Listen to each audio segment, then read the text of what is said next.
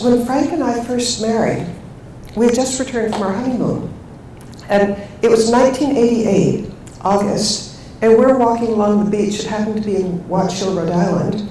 And there we were, kind of romantic, early in the morning, not many people around, and carrying our sandals, and we're walking along the beach.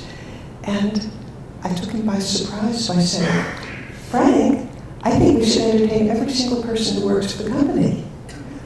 Well, yeah, his reaction was pretty much what yours was. It was, "No, that would be 20,000 people. That's an impossibly large number."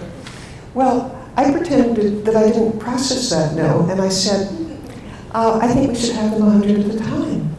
"No, that's just way too many people." And I told him, "Well, let's start next end of September." "No, that's way too soon." And then I told him, "Let's start with the secretaries. They're everywhere in the organization, and they can tell people that our parties are fun and not scary."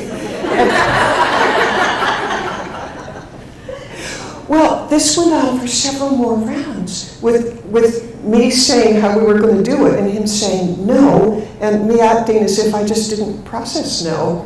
But as we kept talking, his attitude began to change from, this is crazy, to maybe there's something to it, to finally, I like it. The reason for his change was that initially, Frank's reaction was negative because he was, you might not guess it if you've seen his advertisements, but he was a very shy man. And the idea of having hundreds of people in his home was just way, way, way outside his comfort zone.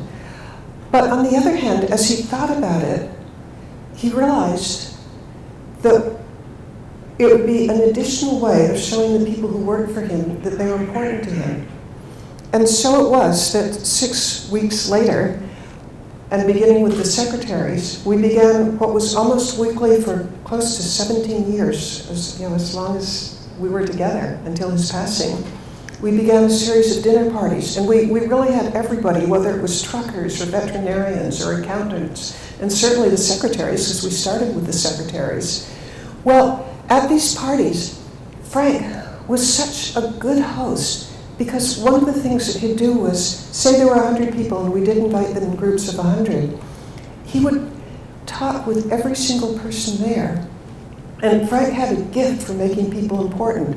When he was talking with somebody, that person was just enveloped in his caring and his attention. And he was just gifted at that. Another thing that he did was, we had a large buffet, and he would stand behind the buffet table along with some waiters, and he himself would serve the people who were his employees. And I'm standing back watching this, and I'm thinking, how many heads of Fortune 500 sized companies would actually wait on their employees? And then at the end of every evening, he'd stand up in front of his guests, who were his employees, and he'd tell them that he knew that the company wouldn't be what it is today without each of them. Well, I know that these parties were just very, very important to the people who came, and I know this first of all because they'd tell me, but second of all, I would attend funerals over the years where over and over again I'd hear the same thing. A close relative of the deceased would tell me that the most moving thing in the deceased's life was being invited to Frank's home. Now, I felt that these parties, that surely they were important to the people to the guests, but I also knew that they were very, very important to Frank because Frank was a deep believer in culture. He told me once, and I wrote it in my diary, that one of the most important functions of a leader is the culture that they create.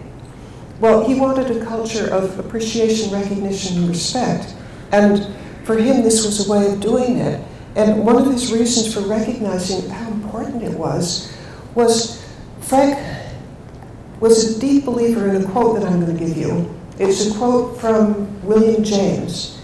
And William James said that the deepest principle of human nature is the craving for appreciation. And Frank knew how to do it.